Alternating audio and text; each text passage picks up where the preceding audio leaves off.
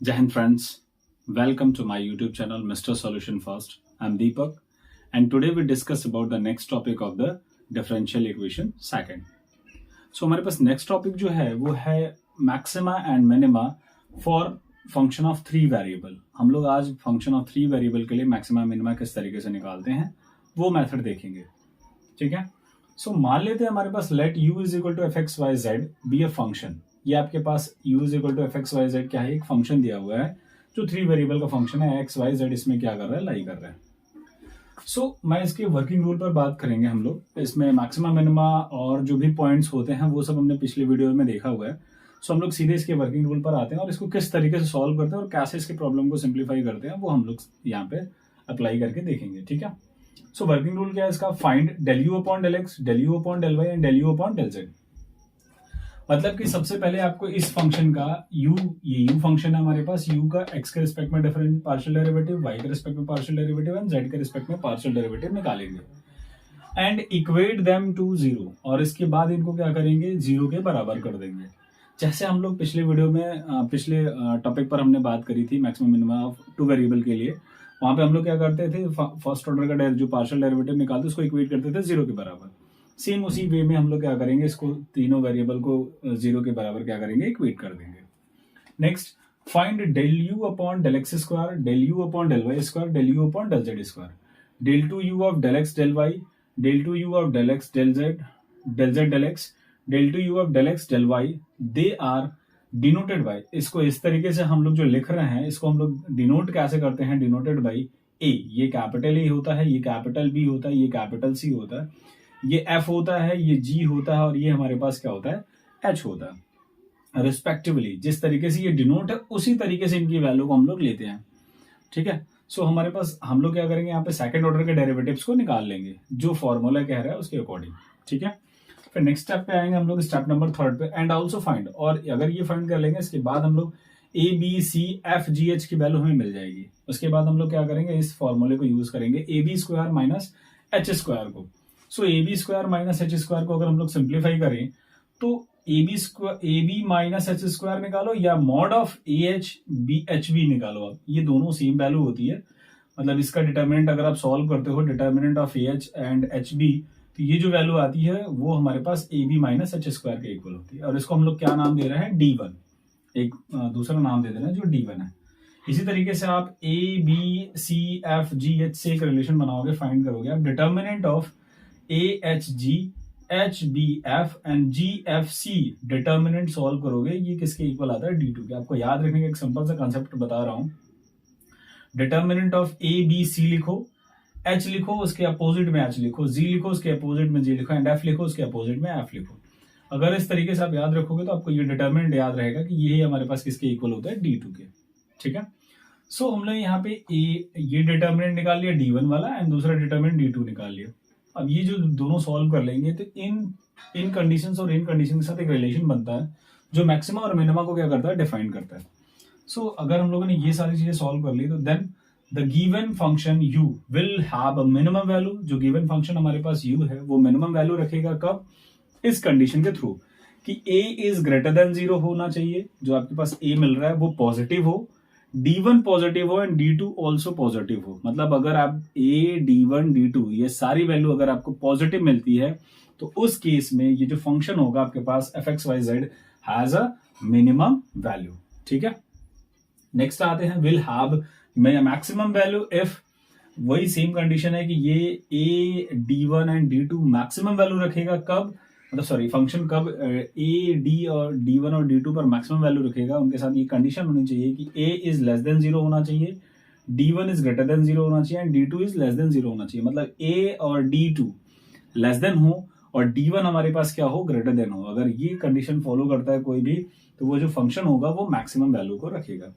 अगर इन दोनों कंडीशन में कोई भी फॉलो नहीं कर रहा है तो जो फंक्शन होगा, if these above condition are not satisfied we have neither maximum or non minimum value. अगर फंक्शन इन दोनों ऊपर वाली कंडीशन को सेटिस्फाई नहीं करता तो वो ना ही मैक्सिमम होगा ना ही मिनिमम होगा हमारे पास. ठीक है. सो ये हमारे पास प्रोसीजर था, वर्किंग रूल था, जिससे हम लोग फंक्शन ऑफ थ्री वेरिएबल का मैक्सिमम मिनिमम फाइंड करते हैं. एक और प्रोसीजर है हमारे पास, लैग्रेंज मेथड. जिसके लैग्रेंज मेथड ऑफ मल्टीप्लायर है, और उस मल्टीप्लायर से हम लोग क्या करते हैं, 3 वेरिएबल के कंसेप्ट को भी सॉल्व करते हैं। तो अभी हम लोग ये देख रहे हैं, इसके बाद हम लोग उसको सॉल्व करेंगे।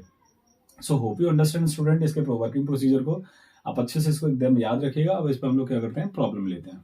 सो हमारे पास ये प्रॉब्लम दिया हुआ है, examine the extreme value f x y z x square plus y square plus z square minus x y plus x minus 2z। अब ये आपके पास फंक्शन दिया हुआ, ये जो फंक्शन दिया हुआ है, इस फंक्शन से क्या करेंगे हम लोग, इसकी एक्सट्रीम वैल्यू को फाइंड करना, मतलब मैक्सिमम और मिनिमम। मैंने पिछले वीडियो में आपको एक्सट्रीम वैल्यू की डेफिनेशन बताई थी, वहां पे हम लोग मिनिमम और मैक्सिमम क्या करते हैं, वहां पे फाइंड करते हैं। ठीक है, सो हम लोग देखते हैं इसका मैक्सिमम और मिनिमम किस तरीके से निकालते हैं। तो सबसे पहले आपने वर्किंग रूल में लिखा हुआ था, स्टेप नंबर फर्स्ट में आपको सबसे पहले इसका del F upon del x, या यू के फॉर्म में लिखो तो यू डेल एक्स निकालना है। तो सबसे पहले अगर मैं del F upon del x निकालूं तो ये मिलेगा 2x प्लस वाई प्लस 1, ये आपके पास आ जाएगा, ये माइनस हो जाएगा। अब अगर del F upon del x निकालो तो x का डिफरेंशिएशन 2x, इसमें वाई एक्स था, x के पास 1 y हो जाएगा, एंड x के लिए करेंगे तो 1 मिल जाएगा।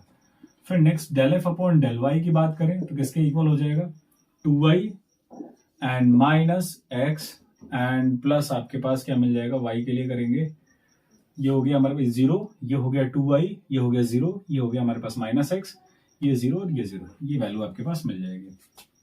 ठीक है, फिर del F upon del z की बात करें तो किसके इक्वल आ जाएगा हमारे पास, z वाला हो जाएगा 2z एंड माइनस 2, ये आपके पास आ जाएगा। तो जब इनकी वैल्यू हम लोग सॉल्व कर लेते हैं, इसको इक्वेट करना होता है किसके बराबर, 0 के, तो हम लोग इसको 0 के बराबर करते हैं। अगर हम लोग del F upon del X is equal to 0 ले लें, इट मीन्स क्या मिलेगा, 2x minus Y plus 1 is equal to 0, and दूसरा del F upon del Y is equal to अगर 0 ले लें तो मिलेगा 2y minus X is equal to 0, and अगर del F upon del Z is equal to 0 लें तो मिलेगा 2z minus 2 is equal to 0। अब आप देखो यहां से हम लोग z सॉल्व कर सकते हैं इन दोनों से, x और y। अगर आप देखो यहाँ पे तो x है, यहाँ पे 2 नहीं है, इसमें 2 का मल्टीप्लाई करो और सिंप्लीफाई कर दो। यहाँ से स्टेशनरी पॉइंट्स हम लोग निकाल रहे हैं स्पेशली, तो अगर हम लोग मल्टीप्लाई कर ले तो ये बन जाएगा 2x माइनस वाई बराबर माइनस 1, इसमें 2 का मल्टीप्लाई करा तो 4y minus 2x is equal to 0। Add कर देंगे अगर हम लोग इसको तो क्या आ जाएगी वैल्यू हमारे पास, ऐड करेंगे तो ये ऐड करने से ये दोनों टर्म तो कैंसिल हो जाएंगे, ये ऐड होके क्या मिल जाएंगे हमारे पास, 3y इज इक्वल टू क्या आ जाएगा, minus 1। So y is equal to क्या मिल जाएगा हमारे पास, माइनस 1/3। y की वैल्यू क्या आ जाएगी, माइनस 1/3। नेक्स्ट हम लोग ऐसे ही निकालेंगे, y की वैल्यू इसी इक्वेशन नंबर फर्स्ट में पुट कर दें तो क्या मिल जाएगा, 2x minus Y is minus 1/3, तो ये plus 1/3 is equal to minus 1, इसको इधर भेज लेंगे तो 2x इज इक्वल टू क्या हो जाएगा, माइनस 1 माइनस 1/3, तो 3 माइनस 1 मतलब 4, तो 2x इज इक्वल टू क्या हो जाएगा, माइनस 4/3, 2 से डिवाइड करेंगे तो x इज इक्वल टू क्या मिल जाएगा हमें, माइनस 2/3। ये आ जाएगी हमारे पास दूसरी पॉइंट, एक y आ गया, दूसरा x आ गया। अब z निकालना है तो तीसरे को इक्वेट करेंगे, 2z minus 2 is equal to 0, तो z इज इक्वल टू क्या हो जाएगा, 2/2 means z is equal to क्या मिल जाएगा आपके पास, 1। तो जो स्टेशनरी पॉइंट्स बने, stationery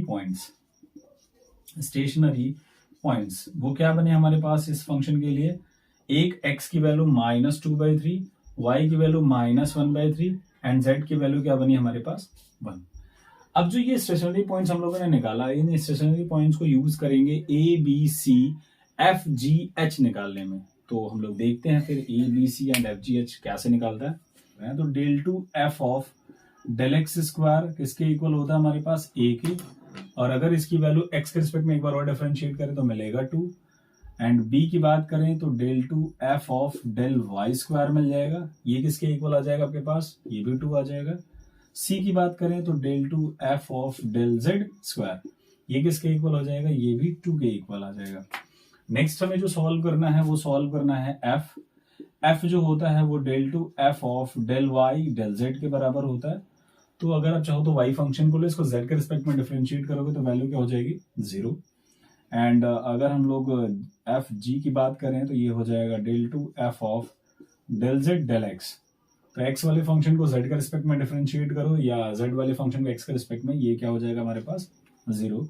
and F G H की बात करें तो ये मिलेगा del two F of del x del y so x वाले फंक्शन वाई वाले फंक्शन को एक्स के रिस्पेक्ट में डिफरेंशिएट करो तो क्या मिलेगा -1, या एक्स वाले वाई वाले फंक्शन को एक्स वाले फंक्शन को वाई के रिस्पेक्ट में करोगे तो -1, या वाई वाले फंक्शन को एक्स के रिस्पेक्ट में करोगे तो भी -1 मिलेगा।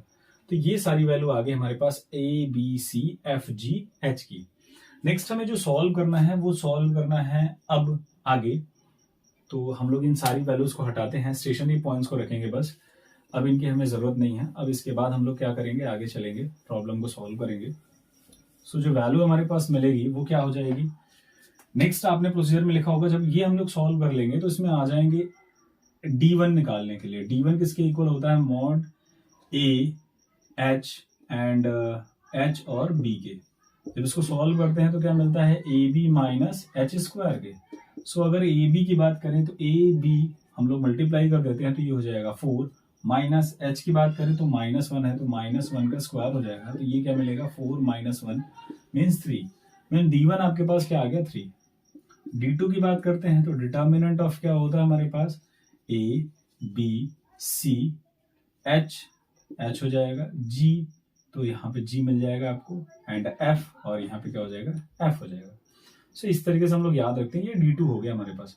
अब इनके डिटर्मिनेंट की वैल्यू को हम लोग पुटअप करते हैं इसमें, तो क्या आ जाएगा, ए की वैल्यू 2 एंड एच की वैल्यू क्या है हमारे पास -1, जी की वैल्यू क्या है हमारे पास 0 एंड एच की वैल्यू वापस -1, बी की वैल्यू क्या है हमारे पास 2, एफ की वैल्यू क्या है हमारे पास 0। नेक्स्ट अगर हम लोग जी की बात करें तो जी हमारे पास वापस 0, एफ की बात करें तो फिर से 0 है, एंड सी की बात करें तो किसके इक्वल आ जाएगा हमारे पास 2।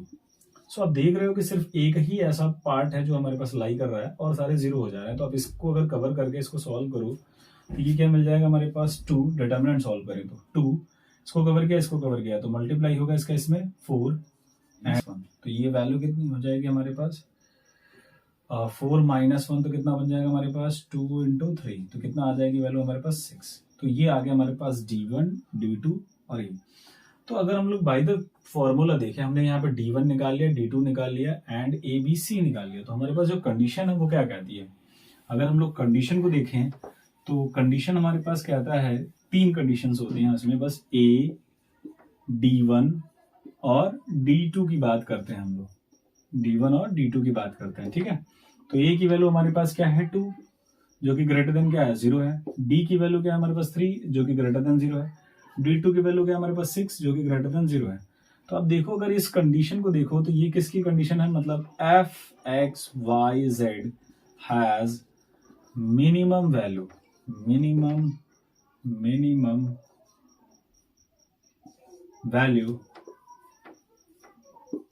Value of f(x,y,z) at point, stationary point, what, -2/3, -1/3 and 1।